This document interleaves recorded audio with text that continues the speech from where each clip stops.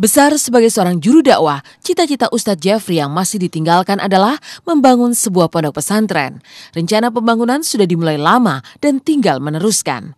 Namun semua menjadi terhenti apalagi setelah kepergian UJ.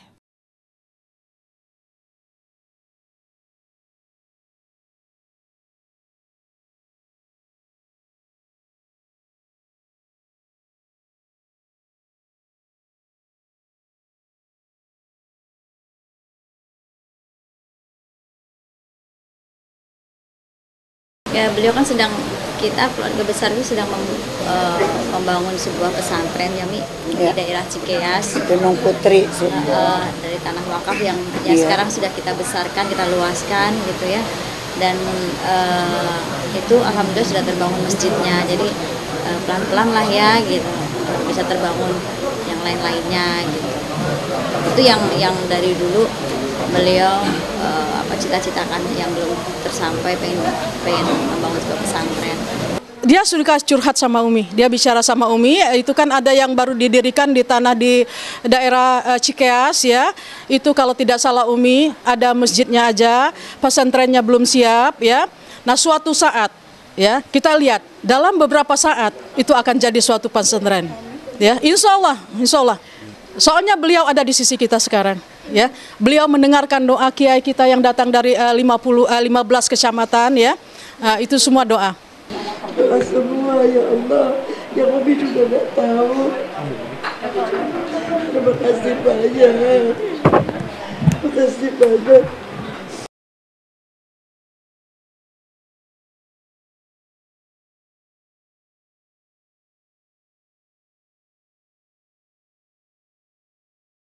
Dan demi meneruskan cita-cita membangun pesantren, pihak keluarga akan melelang barang-barang milik UJ.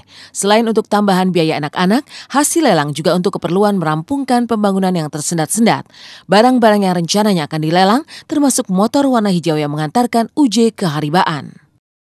Nanti saya akan musyawarahkan. Ini sih hanya ide saja karena UJ kan berniat untuk membangun pesantren. Karena tidak mungkin seorang Umi ini, seorang ibu dan seorang istrinya almarhum bisa membangun pesantren yang segitu besar nilainya. Ini pun masjid baru 70%, tinggal 30% lagi. Jadi saya berinisiatif bagaimana caranya akhir masa UJ ini dengan benda-benda yang beliau punya bisa dijadikan suatu amal, dan amal itu tidak sendiri, dibantu oleh saudara-saudara kita yang sudah berlebihan lah titipannya gitu. Siapa tahu dari permisa ada yang mau, gue berani 3 miliar nih, gue berani 4 miliar. Nah, atau gak apa-apa, ini motor gue ambil, gue bangun di pesantren sampai jadi. Ya silakan, kita nggak pegang dananya. Silakan dananya dipegang sendiri, silakan bangun. Itu hasil dari UJ ceramah 1 juta, 2 juta, 3 juta.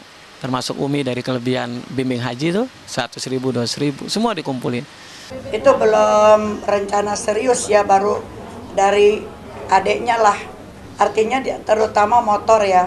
Karena motor itu kalau diperbaiki juga, dipakai sama kita juga, sama aja mengenang dulu UJ waktu kena musibah.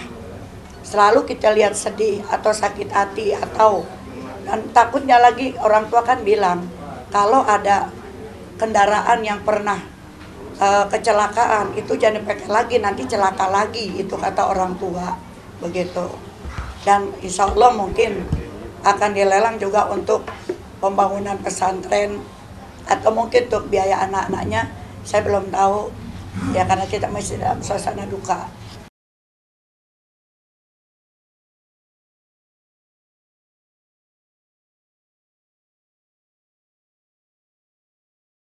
Selain persoalan pembangunan pesantren yang terhenti, hal yang ditinggalkan UJ tentu saja adalah 4 buah hatinya. Tapi beban berat itu menjadi terasa lebih ringan karena Umi Tatu mendengar komitmen para ustadz untuk membantu anak-anak UJ. Mereka siap meringankan biaya 4 anak UJ yang masih membutuhkan banyak dana untuk pendidikan. Iya, sebagaimana almarhum ayahnya memberikan sesuatu kepada saya dengan segala kebaikannya, tentu rasanya saya sebagai manusia juga harus memberikan hal yang sama. Beliau sudah tak ada, ya ada anak-anaknya. Sebisa mungkin, semaksimal mungkin saya usahakan untuk memberi perhatian. Walaupun ini adalah tugas kita semua, anak beliau adalah tanggung jawab kita semua, keluarganya adalah keluarga kita juga. Ya mudah-mudahan apa yang menjadi cita-cita sang ayah masih hidup, anaknya bisa meneruskan. Amin. Anaknya mau pilot, tiba-tiba berubah mau jadi ustadz. Dan Ustadz Uje mengharapkan anaknya dibina untuk Al-Quran ke Haji Muhammad Z, Qori Internasional diminta. Jadi makanya saya tadi pesankan tolong semua ustadz bimbing anak beliau. Anak beliau luar biasa, juara 1 azan.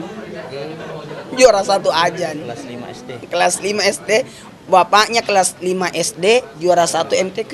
Anaknya kelas 5 SD, juara azan. Saya yakin anaknya yang beliau meneruskan. Ya alhamdulillah, mudah-mudahan demikian. Karena kesal-salnya itu kan istilah kata sama-sama seperjuangan dari mulai awal sampai sekarang. Kami juga bilang kepada mereka yang pernah ngegabung dengan dulu dibilang UJ Center, ya ada beberapa ustadz lah yang muda-muda. Saya bilang walaupun UJ sudah tiada, Umi nggak mau kita berpencar. Tetap laksanakan tugas baik yang nanti dalam rangka pembangunan pesantren maupun di dalam kegiatan UJ masalah ceramah-ceramah agama. Jadi tolong dibantu, saya bilang insya Allah siap, kita akan membantu, kata beliau.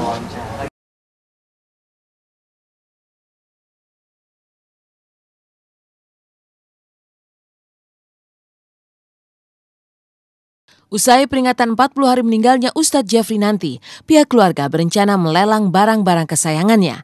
Selain untuk kebutuhan anak-anaknya, juga untuk meneruskan pembangunan pesantren yang terbengkalai. Sementara itu dari tempat berbeda serta dalam suasana yang juga berlainan, lihatlah serunya para finalis X Factor Indonesia yang datang ke kantor redaksi Intens. Lalu apa yang terjadi di sana? Temukan jawabannya sesaat lagi. Tetap di Intens, jangan kemana-mana.